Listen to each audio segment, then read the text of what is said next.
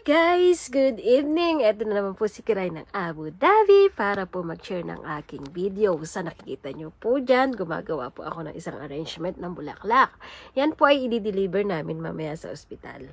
Ang ginagawa ko naman po dyan ay para po sa oval na table para po ilagay sa baba. Yan, almost done na po ako dyan. Ang mga ginamit po namin ay mga rose, pero different colors po siya. Ang likod po, hindi ko na po nilagyan ng rose kasi po hindi naman din po nakikita, useless lang. Para po tipid ng bulaklak, sa bulaklak, nilagay ko po siya ng dahon. Mga dahon po ng eucalyptus, dahon po ng rose, yung po bang hindi na dapat gamitin. Kasi hindi naman po kasi talaga makikita ang likod. Kailangan ko lang po kasi takpan ang pinaka-floral foam niya para po hindi makita. Kaya po kailangan kong tabingan ng mga dahon ang floral foam. Yan. Nayari ko na. Ang ginamit po namin dyan ay mga rose. Mga rose naman po yan, but different colors lang po. Ito naman po, sa pangalawang arrangement po, ito po naman po, ang dalawang arrangement na malalaki para po i-set up namin sa pinakaloob ng kwarto ng client na nanganak. Yan, tinatouch lang po ng eucalyptus. Yan. Yari na po ako dyan.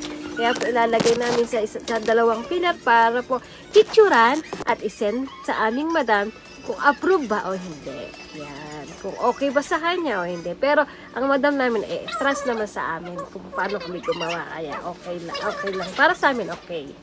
Yan. Kukuha muna ako ng pantouch kasi may nakita ako na space na kulang ng bulaklak. Yan. Puro rose lang po gamit namin dyan tsaka mga yucca. Yan. Pipicture na po ni Richie. Pagkayari po niyan, gumawa na naman po ako ng isang arrangement para naman po sa pinaka-entrance. After po niyan, after ko rin po maglinis, pupunta naman po kami sa hospital para i-set up aming mga ginawa. Pag talaga po tayo gagawa ng mga bulaklak, napakakalat po talaga.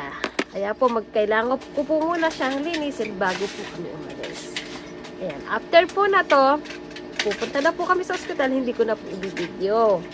Kasi po wala po akong ayan na po. Dito na po kami sa room ng client namin. Gumagawa na po kami ng setup. Ito po yung entrance ng room ng client namin.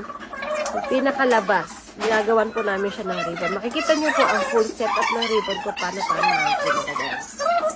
Ayan po, makikita nyo po. Nagbibiro po yung dalawa dyan. Binibiro po nila ako. Ayan po.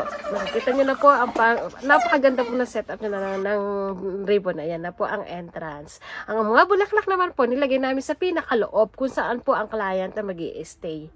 Papakita ko rin po sa inyo. Kaya po, nood lang po and thank you for watching. Huwag po magsasama na ako mga reels. Thank you. Bye-bye.